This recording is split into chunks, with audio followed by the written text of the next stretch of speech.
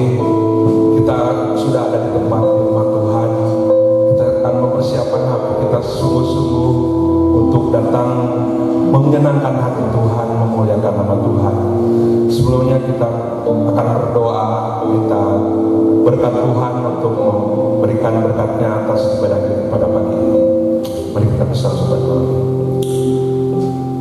Bapa yang baik, kami merendahkan diri di hadapan kehadiran-Mu Tuhan. Pagi yang indah Tuhan, hari yang baru yang Kau berikan atas kami. Khususnya hari ini Tuhan, kami boleh berada di rumah-Mu Tuhan. Ini semua bukan karena gagah buat kami Tuhan. Ini semua karena kemurahan-Mu Tuhan. Terima kasih Bapa. Kalau seminggu telah kami lalui bersama-Mu Tuhan, Kau sudah memberkati kami, memberikan kami yang terbaik Tuhan. Pagi ini Tuhan, kami juga rindu Tuhan membalas kasih-Mu Tuhan, yaitu dengan memberikan pujian, penyembahan kepada Engkau Tuhan. Engkau Allah yang sungguh baik Tuhan. Tidak ada Allah seperti Engkau Tuhan. Engkau layak Tuhan dipuji dan dimuliakan. Kami bersyukur Tuhan punya Allah seperti Engkau Tuhan. Terima kasih Bapa, pernyataan-Mu sungguh ajaib di dalam hidup kami Bapa. Kami bersyukur Tuhan. Kami menyerahkan Tuhan kepada kami Tuhan. Karena tanpa Engkau Tuhan kami tidak apa-apa. Mari Bapa, Engkau mengurapi setiap kami, baik yang melayani maupun yang dilayani. Biarlah semuanya Tuhan mendapatkan berkat Tuhan, memberikan kekuatan baru Tuhan pagi ini. Mari Bapa, Engkau sempurnakan Tuhan hidup kami semakin hari untuk semakin dekat dengan Engkau, memuliakan nama-Mu Tuhan. Terima kasih Bapa. Kami doakan Tuhan untuk saudara-saudara kami Tuhan yang tidak bisa hadir, mungkin mereka dalam keadaan sakit Tuhan. Mari Bapa, Engkau yang melawat mereka Tuhan, Engkau sembuhkan mereka Tuhan. Juga Tuhan bagi mereka yang tidak dapat beribadah di tempat ini Bapa, mungkin dapat beribadah dengan online Tuhan. Biarlah mereka juga tetap Engkau Tuhan memberkati mereka, menguatkan iman mereka agar mereka tetap setia kepada-Mu Tuhan. Terima kasih Bapa.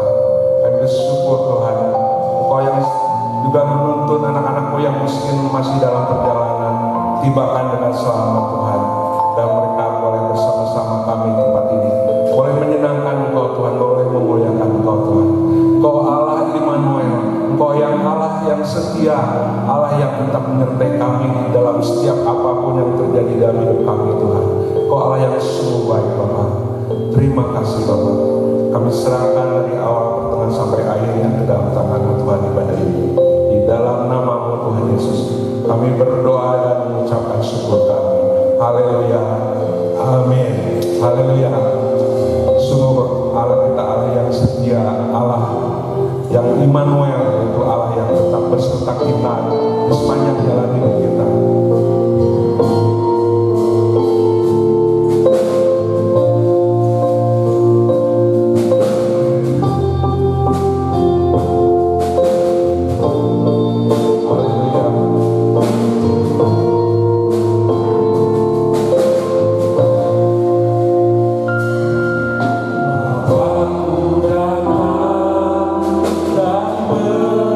Berserah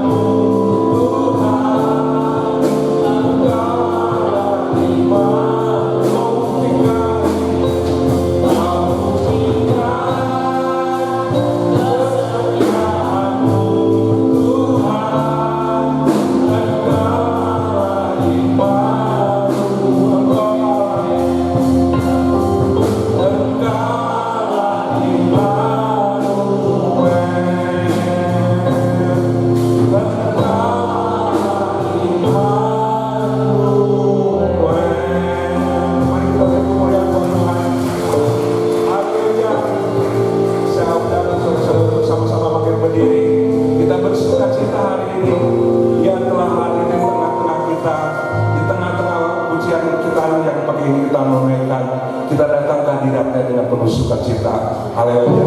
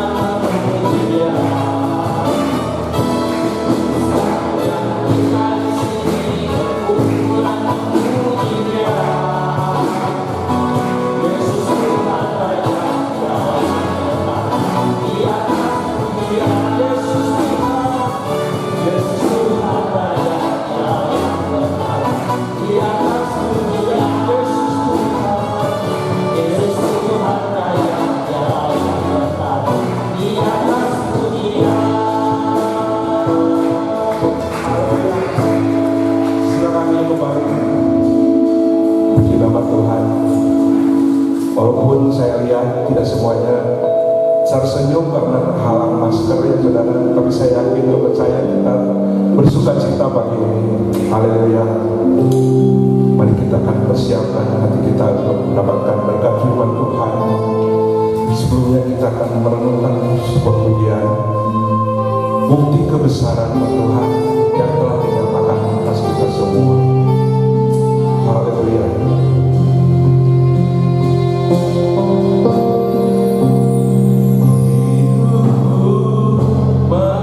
Bersama, tidak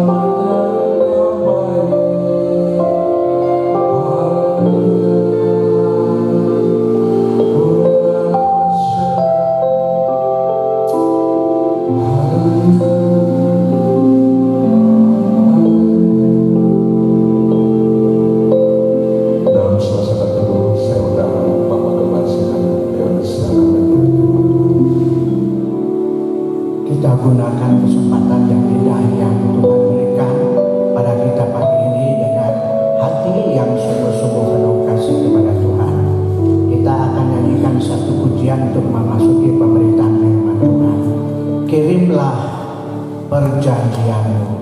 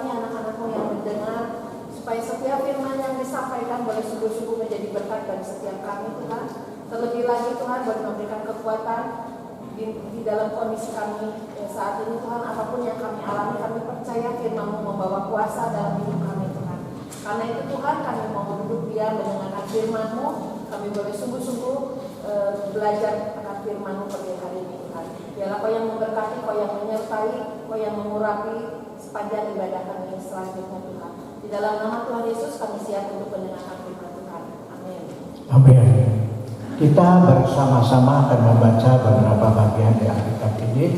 Yang pertama Galatia pasalnya yang ke-6 ayat 7 sampai dengan 10, kemudian Filipi 2 ayat 13 sampai dengan 15. Galatia 6 ayat 7. Jangan sesat, Allah tidak membiarkan dirinya dipermainkan. Karena apa yang ditabur orang itu juga yang akan dituainya. Sebab barang siapa menabur dalam dagingnya, ia akan menuai kebinasaan dari dagingnya. Tetapi barang siapa menabur dalam roh, ia akan menuai hidup yang kekal dari roh itu. Janganlah kita jemu-jemu berbuat baik, karena apabila sudah datang waktunya, kita akan menuai, jika kita tidak menjadi lemah. Karena itu selama masih ada kesempatan bagi kita, marilah kita berbuat baik kepada semua orang, tetapi terutama kepada kawan-kawan kita seiman. Filipi 2 ayat 13 dan 14. Karena Allah lah yang mengerjakan di dalam kamu baik kemauan maupun pekerjaan menurut kerelaannya. Lakukanlah segala sesuatu dengan tidak bersungut-sungut dan berbantah-bantahan. Amin. Sampai di sini dulu pembacaan firman Tuhan pada pagi ini. Saudara, dalam kesempatan yang indah pada pagi ini kita kembali bersama-sama belajar firman Tuhan dengan satu tema, otoritas Allah di atas segala ciptaannya. Jadi saudara dan saya dan semua manusia dalam dunia ini adalah ciptaan Allah. Ciptaan Allah yang paling sempurna dari segala yang diciptakan. Sebab di dalamnya ada yang sifatnya jasmani dan juga rohani. Ada akal budi, ada iman, ada kepercayaan kepada Allah. Itu keadaan manusia. Dunia dan segala yang ada di dalamnya adalah ciptaan Allah. Allah sebagai pencipta alam semesta mempunyai otoritas tertinggi, kuasa tertinggi. Tidak ada kuasa-kuasa yang bisa satu mengatur, mencampuri otoritas Allah dan membatasinya. Allah memberi peringatan kepada manusia agar manusia tidak tersesat atau melakukan hal-hal yang menyimpang daripada firman Allah. Jadi Allah Maha Kuasa, tidak ada satu kuasa apapun yang bisa mengatur Allah dan membatasi Allah. Dan sekarang saya tanya, adakah manusia yang berusaha untuk melakukan hal-hal yang melawan otoritas Allah ini? Ada enggak? Kita lihat saja tadi dari ayat yang kita baca, firman Tuhan mengatakan, jangan kamu tersesat. Ya, jangan kamu tersesat. Allah tidak pernah bisa diolok-olok. Barang yang ditabur akan dituainya. Menabur yang hawa nafsu menuai kebinasan, menabur yang roh menuai kehidupan yang kekal. Ayat ini memberitahukan kepada kita bahwa manusia banyak melakukan hal-hal yang jahat di dalam berhubungan dengan otoritas Allah ini. Ya, ada secara pribadi, secara politik, secara keagamaan dan lain-lain. Manusia seringkali melakukan hal ini untuk menentang dan membatasi Allah. Nah, sekarang kita misalnya melihat satu contoh. Nebukadnezar adalah raja dari kerajaan Babilonia. Dia pernah menghancurkan Yerusalem, menjarah raya semua barang-barang yang ada di dalam bait Allah, membawa ke negerinya, dan pernah satu kali dipamerkan oleh anaknya, ya, dan kemudian kerajaan Babilonia itu disingkirkan. Nebukadnezar mencapai puncak keemasannya dan pemerintahnya. Itu karena anugerah daripada Allah, bukan kehebatan dia sendiri. Tapi satu hari dia berdiri di atas loteng istananya dan kemudian berteriak berseru, inilah Babilonia yang sudah kubangunkan. Padahal yang menyebabkan dia berhasil membangun Babilonia ini bukan kepandaiannya sendiri, tapi anugerah Allah. Saat itu Allah sedang memakai Nebukadnezar ini untuk menghukum bangsa Israel. Kenapa? Karena bangsa Israel mendurhaka kepada Allah. Dan dia bermegah dengan semua ini. Tapi kemudian ketika dia berkata seperti itu, Tuhan berkata, hari ini kamu akan dicampakkan dari antara manusia. Ya, dicampakkan dari antara manusia dan kamu akan hidup seperti binatang 7 tahun lamanya. Makan rumput seperti binatang. Ya, jadi dia bermegah diri, tapi kemudian oleh Tuhan dengan dia. Dan saat itu juga dia hilang keingatannya. Dan entah, saya bayangkan 7 masa lamanya bukan satu hal yang pendek. Tidak ada orang di kerajaan Babilonia itu menemukan Nebukadnezar. Padahal zaman dahulu itu kerajaan itu tidak seperti sekarang. Kalau sekarang kota Bandung aja luas sekali. Zaman dulu itu kerajaan seperti apa? Dikelilingi tembok. Tapi herannya 7 masa ini tidak ada orang yang menemukan Nebukadnezar. Dia hidup di dalam menderita karena ulahnya sendiri. Kemudian kita melihat lagi contoh yang lain. Nabi-nabi palsu. Itu manusia-manusia yang mencoba menyimpang daripada Allah, menganggap dirinya dengan ajaran-ajarannya ajaran yang benar. Nabi-nabi palsu. Sampai zaman sekarang, dari dulu zaman nabi-nabi sampai zaman sekarang masih ada orang yang berbuat seperti ini.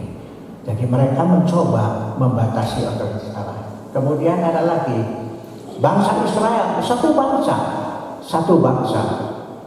Allah melalui Abraham dan Sarah mempunyai rencana bahwa dari keturunan Abraham ini kelak akan lahir juru selamat, yaitu Tuhan Yesus. Jadi Allah memelihara dulu Abraham dan Sarah, memberkati sampai kemudian menjadi bangsa yang besar. Tetapi ketika saatnya Mesias datang dalam dunia ini, apa yang terjadi dengan bangsa Israel? Mereka menolak apa yang Tuhan kerjakan, bahkan menyalibkan juru selamat yang Tuhan sudah berikan untuk keselamatan bagi manusia ini. Apalah kemudian murka? Memang murka, sebab Tuhan mengatakan jangan tersesat. Allah tidak boleh diolok-olokkan. Tapi Allah tidak langsung kemudian membinasakan semua bangsa Israel. Dia yang akan menuai. Bangsa Israel itu akan menuai, ya. Tuhan ditolak, disalibkan, dibunuh oleh orang Yahudi. Tapi Tuhan berpaling kepada bangsa yang lain, yang tidak mengenal keselamatan, tidak mengenal janji Allah, yaitu bangsa-bangsa kafir. Mereka dipilih, diselamatkan, yaitu gereja Tuhan, saudara-saudara dan saya dan orang-orang yang percaya kepada Tuhan Yesus sebagai Tuhan dan Juru Selamat pribadinya. Lalu bagaimana dengan bangsa Israel? Kalau saudara sedang membaca sejarah, saudara akan melihat bangsa Israel ini sungguh-sungguh terpuruk hidupnya. Sini ada satu orang lagi, ya, ini dari tokoh politik di Jerman, namanya Hitler. Dia adalah pemimpin bangsa Jerman, terkenal dengan Nazi-nya ini. Dia menganggap bangsa Israel ini bangsa yang etnisnya paling rendah dan paling tidak berharga di dunia ini. Itu orang Jerman. Lalu kemudian mereka membunuh jutaan orang-orang Yahudi. Ini akibat daripada mereka menolak Juru Selamat. Ya, tapi Tuhan masih penuh dengan kasih. Dari sisanya Tuhan tetap mengembangkan bangsa ini. Sebab Tuhan tidak pernah melanggar janjinya untuk memberkati bangsa ini. Sekarang mulai sudah sampai sekarang muncul, kita melihat di televisi tayangan-tayangan perang antara Palestina dan Israel, ya, membuahkan banyak kematian dan kehancuran. Sudah bangun kembali, tapi bukan itu yang Tuhan kehendaki. Mereka dikehendaki supaya mereka bisa kembali percaya kepada Allah. Itu saudara-saudara. Jadi Israel dibinasakan karena mereka menolak, ya. Jadi mereka mencoba merubah otoritas Allah dengan sikap-sikap perbuatannya. Tuhan sudah memberikan peringatan, jangan kamu tersesat. Allah tidak boleh diolok-olokkan. Barang siapa, ya, tersesat, menabur di dalam hawa nafsu, menuai kebinasaan, menabur di dalam roh, menuai kehidupan yang kekal. Itu peringatan daripada Allah sendiri. Teruskan. Tersesat adalah menyimpang dari jalan Tuhan dan meninggalkan Tuhan. Apa penyebabnya? Jadi tersesat ini meninggalkan Tuhan dan kemudian melakukan perbuatan yang tidak sesuai dengan kehendak daripada Tuhan. Penyebabnya apa? Satu adalah keadaan manusia yang terbatas. Keadaan manusia terbatas, tenaga, pikiran, kekuatannya terbatas dan berdosa. Salah satu yang paling menghancurkan kehidupan manusia adalah dosa. Ya, dan ini tidak bisa diatasi oleh manusia. Makin hari makin jahat, makin hari makin jahat. Tanpa pertolongan Tuhan manusia tidak bisa merubah hidupnya sendiri. Saudara, lihat tayangan-tayangan di televisi apa yang terjadi. Khususnya di Indonesia saja, pembunuhan, perampokan, pembegalan dan sebagainya. Kita tidak pernah membayangkan kalau akhir-akhir ini terjadi seperti ini di Indonesia, ya. Jadi keadaan manusia yang sangat terbatas dan kemudian dosa yang menguasai hidup manusia. Dan lihat saja, ya, waktu Adam dan Hawa tidak taat kepada Tuhan. Dia lebih mendengar suara daripada iblis, Lucifer ini, yang mengatakan, bukankah Tuhan berkata bahwa jikalau kamu makan buah itu, kamu akan begini hebat hidupnya dan sebagainya. Hawa sudah mendengar, tapi tidak langsung dari mulut Allah sendiri, tapi dari suaminya Adam. Tidak, Allah berkata tidak boleh makan buah itu atau menjamahnya. Sebab jikalau kamu makan dan menjamahnya, jikalau makan itu kamu akan mati. Lalu kata iblis berkata begini, oh bukan begitu. Kamu tahu tidak kenapa Allah melarang kamu makan buah itu? Sebab kalau kamu makan buah itu, kamu akan menjadi seperti Allah. Lucifer ini orang yang pertama, malaikat Tuhan yang pertama, paling elok di antara segala malaikat, paling padi di antara segala malaikat. mempengaruhi banyak malaikat-malaikat untuk menentang Allah dan menyamakan derajatnya seperti Allah. Lalu Allah singkirkan dari hadirat Allah. Dan kemudian dikenal dengan nama yang baru. Namanya siapa? Iblis, setan. Dia musuh Allah, dia musuh manusia. Dan firman Tuhan mengatakan, hendaklah kamu beringat, hendaklah kamu berjaga-jaga. Adapun iblis, seterusmu, dia mencari satu kesempatan untuk menghancurkan kehidupan kita. Jadi kita mesti berjaga-jaga. Jaga-jaganya apa? Tidak tidur gitu? Bukan. Berharap kepada Tuhan, minta pimpinan Tuhan, kekuatan iman supaya tetap terlindungi dalam kuasa Tuhan. Ini zaman akhir yang penuh dengan kegelapan. Saya tidak menduga keadaan begitu rupa sekarang. Bukan hanya di Indonesia, di seluruh dunia. Manusia tidak bisa mengalahkan dosanya yang mempengaruhi kehidupannya sendiri. Hanya kuasa Tuhan. Ya, untuk bisa mengenal Allah, bisa percaya kepada Allah, jalannya cuma satu, yaitu Tuhan Yesus. Aku inilah jalan, kebenaran dan hidup. Seorang pun tidak sampai kepada Bapa kecuali dengan aku. Itu di Yohanes 14 ayat yang ke-6 atau tidak salah ya. Kemudian keadaan dunia yang kacau. Tadi ada manusia yang terbatas, kemudian dosa mempengaruhi kehidupan manusia. Sekarang keadaan dunia kacau. Nggak ada dunia yang sekarang dalam keadaan tenang. Tidak ada masalah. Semua yang tadinya bisa hidup dengan tenang, tidak ada gangguan apa-apa, sekarang mereka menderita. Ya, salah satu yang menyebabkan penderitaan yaitu wabah virus corona ini. Mereka yang hidupnya tadi tenang, damai, tidak ada masalah apa-apa, tapi sekarang mereka didera dengan ketakutan, kemudian menjadi kacau. Ya.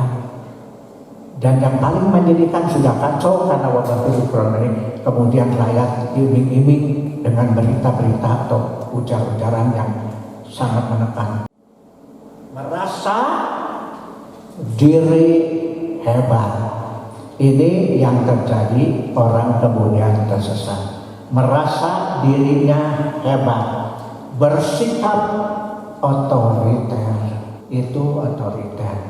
Mencoba ya mengubah citra daripada Allah. Semua yang terjadi dalam kehidupan manusia, sadar atau tidak sadar, saudara, dibentuk oleh Tuhan, dibimbing oleh Tuhan. Jadi jangan lupa bersyukur kepada Tuhan atas anugerahnya. Teruskan.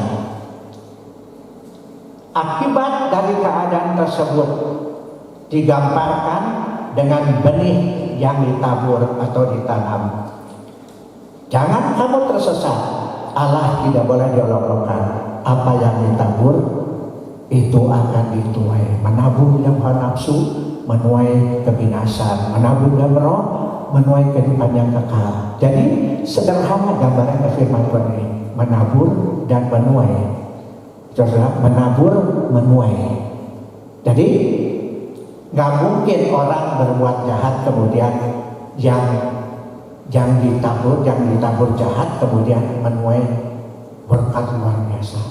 Itu tidak pernah akan terjadi. Kelihatannya dia berbuat seperti ini wah hebat, tapi tidak lama terjadi kemudian satu hal yang sangat pahit, sangat dahsyat, karena tidak pernah bisa mengatur otoritas Allah. Allah punya kemampuan untuk melakukan apapun sesuai dengan kehendaknya, tidak bisa dibatasi oleh manusia. Ya, saudara, bangsa Indonesia khususnya orang-orang Sunda, ya tokoh-tokoh Sunda ini, mereka tahu, mereka juga punya pepatah. Ini saya tulis di sini. Hirup jelema, ya, kumaha pepelakan. Jadi firman Tuhan, yang ditabur akan dituai. Kata orang-orang Sunda, hirup jelema kumaha pepelakan.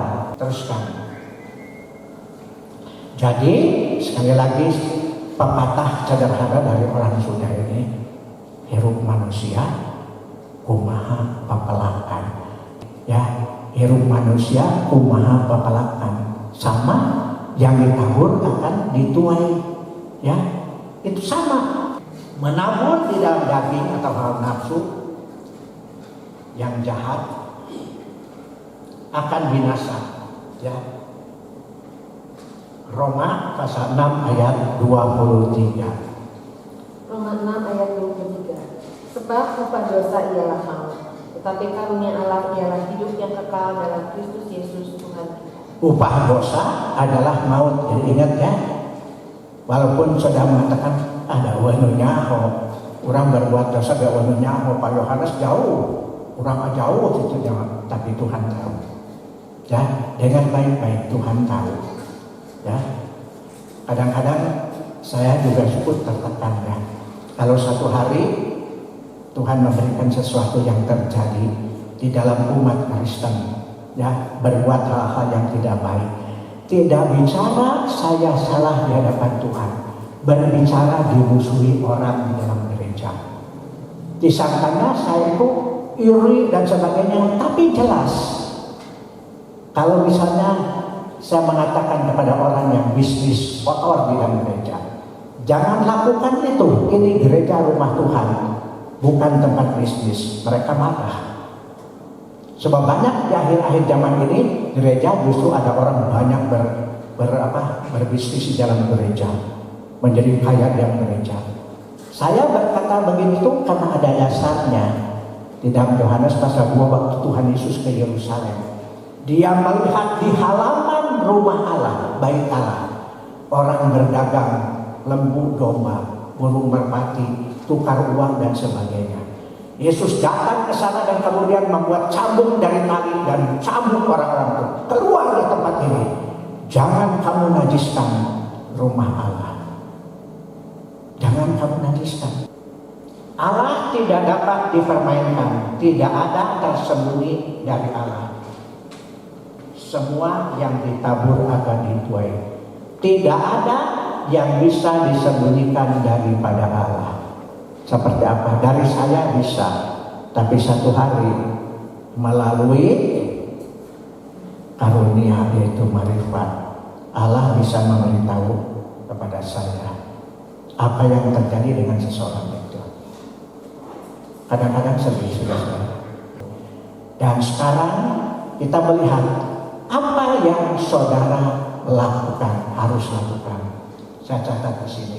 Apakah yang harus kita lakukan sebagai orang beriman? Introspeksi ke dalam diri kita sendiri. Apakah Anda sungguh-sungguh hidup di dalam iman, percaya Yesus sebagai satu-satunya juru selamat pribadi? Apakah saudara sungguh-sungguh beriman? Percaya Tuhan Yesus sebagai Tuhan dan juru selamat pribadi ini penting. Tidak cukup saudara mendapatkan surat baptisan air, diakui sebagai anggota gereja, tapi saudara tidak bertobat. Tidak cukup. Yang paling utama itu bertobat dengan sungguh-sungguh percaya Tuhan Yesus. Taat kepada Tuhan dan firman Tuhan dengan sungguh-sungguh. Taat kepada firman Tuhan dengan sungguh-sungguh.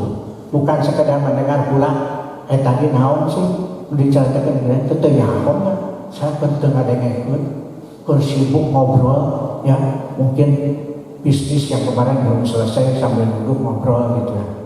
Sekarang mah jauhan nggak bisa ngobrol, saudara-saudara. Ya, taat kepada Tuhan dan firman Tuhan dengan sungguh-sungguh. Ingat agama tidak menyelamatkan, juga menjadi anggota gereja tidak menyelamatkan. Agama tidak menyelamatkan. Saudara tahu kata agama ini dari bahasa apa? Sanskerta, dari dua kata a dan gama. A tidak, gama itu kacau. Jadi agama itu satu cara untuk menolong manusia hidup tidak kacau, dan mereka menggunakan agama ini. Tapi mampukah orang beragama lalu hidupnya tidak kacau? Kita melihat banyak agama justru keributan makin banyak. Jadi dengan hanya beragama atau menjadi anggota gereja, saudara belum pasti selamat. Sebab firman Tuhan mengatakan, aku inilah jalan keselamatan dan hidup, seorang pun tidak sampai kepada Bapa kecuali dengan aku. Kecuali dengan aku. Percaya Tuhan Yesus sebagai Tuhan dan juru selamat pribadi. Ingat, agama tidak menyelamatkan. Berikutnya, Anda harus bertobat dan mengalami pembaharuan hidup. Bertobat dan mengalami pembaharuan hidup. Yesus pernah berkata kepada Nikodemus. Nikodemus berkata, apa yang harus saya lakukan supaya saya dapat masuk dalam kerajaan Allah?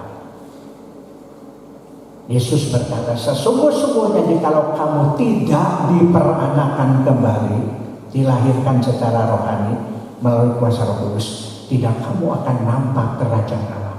Melihat pun tidak bisa, apalagi masuk. Jadi lahir baru ini, kata Tuhan Yesus kepada Nikodemus, ahli Taurat ini, wajib kamu bertobat dengan sungguh. Teruskan.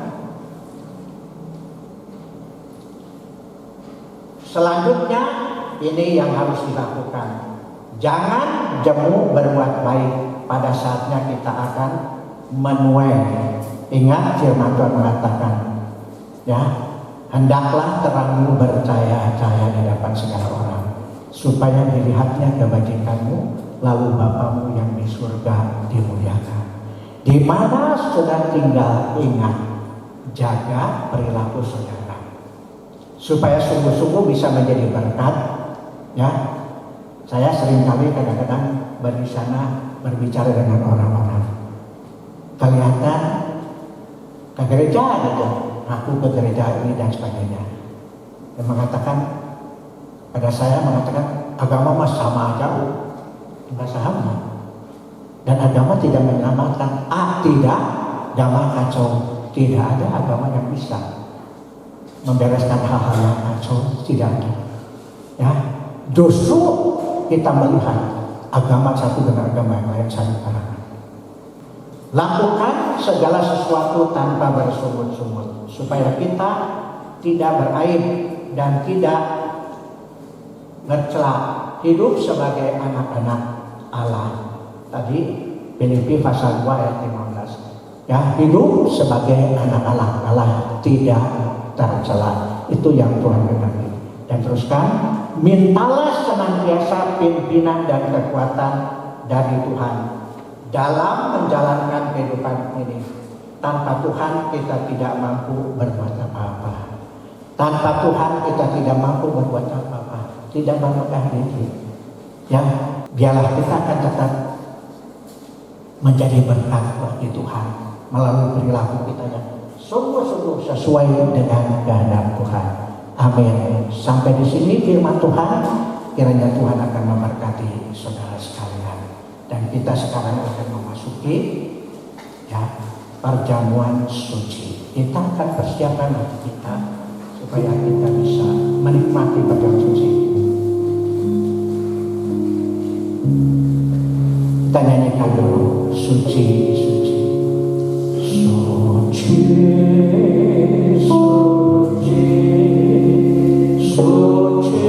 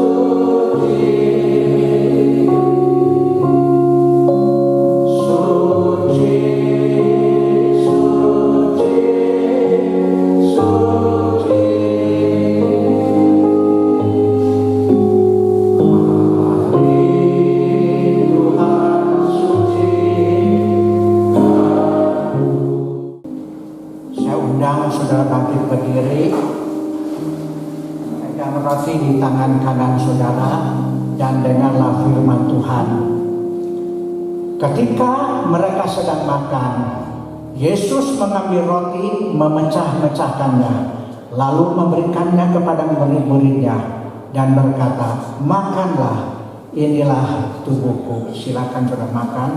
Roti ibarat tubuh Tuhan Yesus.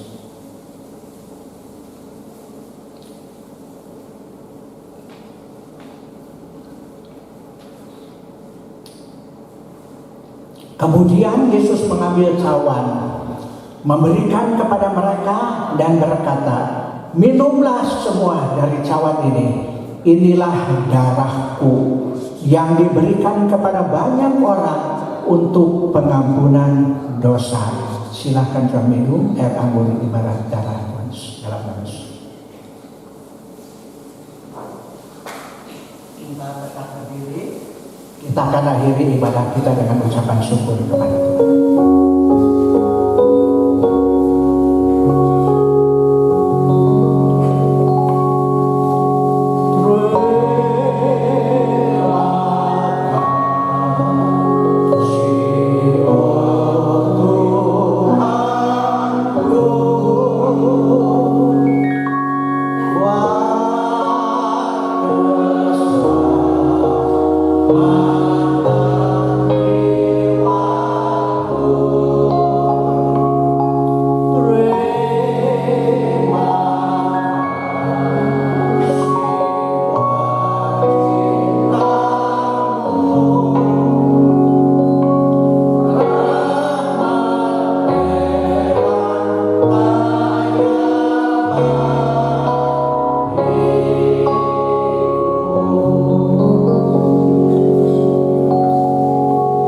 Bapa kami yang ada di dalam surga, Bapa yang kami sembah dalam nama Tuhan Yesus Kristus, dengan penuh kerendahan hati kembali kami datang menghampiri hadirat Tuhan yang Maha Suci pada akhir ibadah kami pada pagi ini.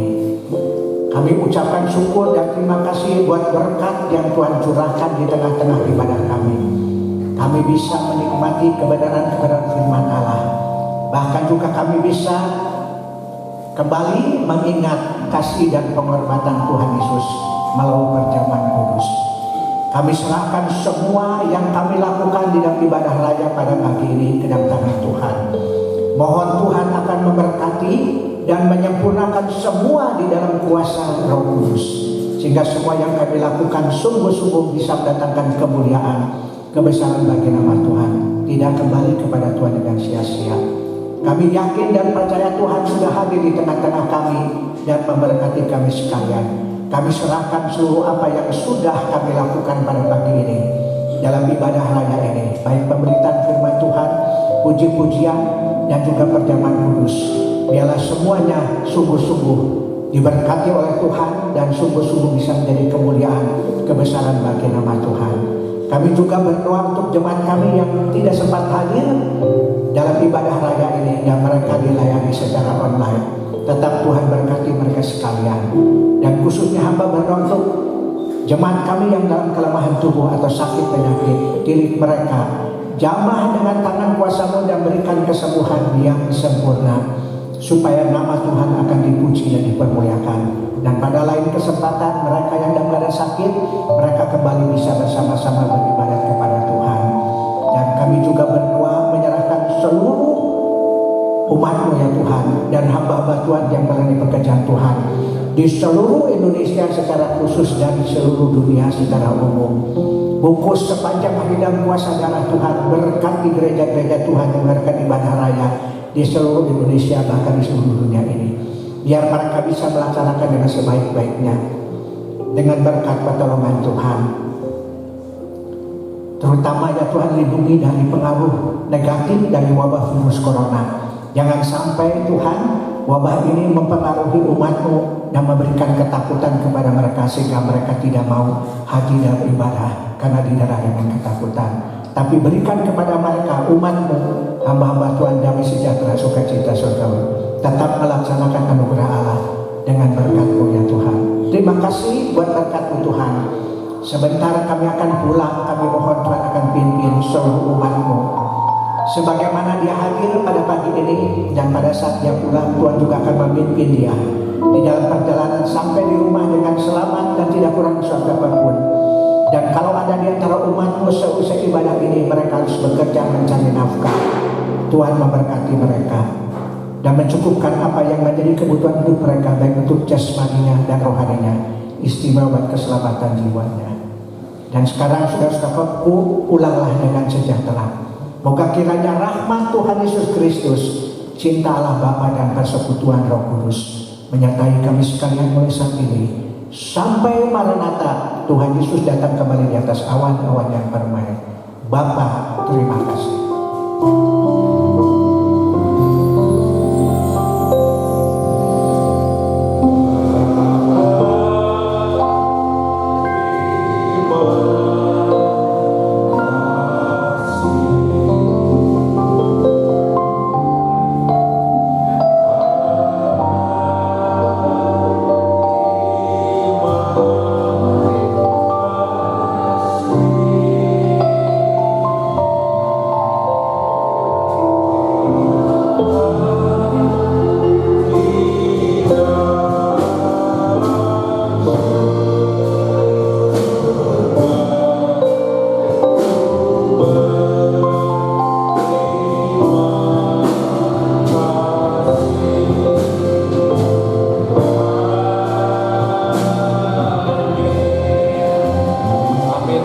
Selamat pulang, selamat berangkat Tuhan Yesus.